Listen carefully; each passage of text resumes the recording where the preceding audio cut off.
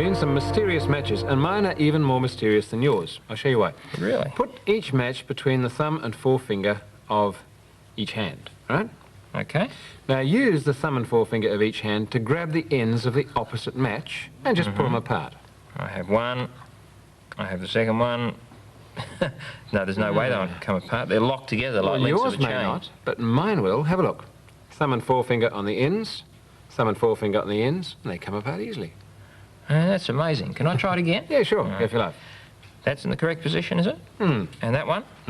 This time I'll concentrate on just one at a time. Right. There, I have that one. That's very good. Now, with this one, I will clasp the matchstick and... No, it's not going to work. Well, mine's going to work. Look, I'll show you again. Thumb and forefinger on the ends, thumb and forefinger on the ends, and they come apart easily. Now, there's a trick to it. There is. How did you do it? Well, I'll tell you, but not yet.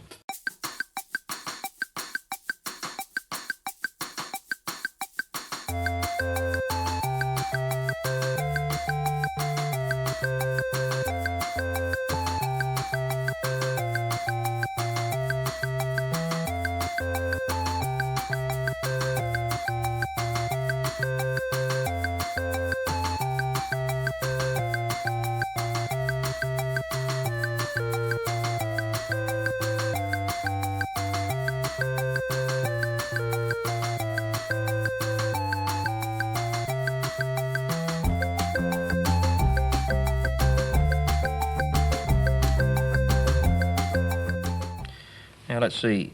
Thumb and forefinger on that matchstick and this one, and... No, they still won't come apart, Rob. What is the trick? Well, I'll show you. Watch carefully. In fact, with matches, it's very easy. There are just two things to remember. Put each match with the head poking downward, like that. All right? Then just remember to put your thumbs on the heads. So here we go. There's the thumb on the head of that one, and obviously the finger on the other end. Twist the wrist round so that thumb goes on the head of that one and the finger on the other end, and they come apart easily. Let's see. So It does work. heads down and thumbs on the heads, and it comes out every time.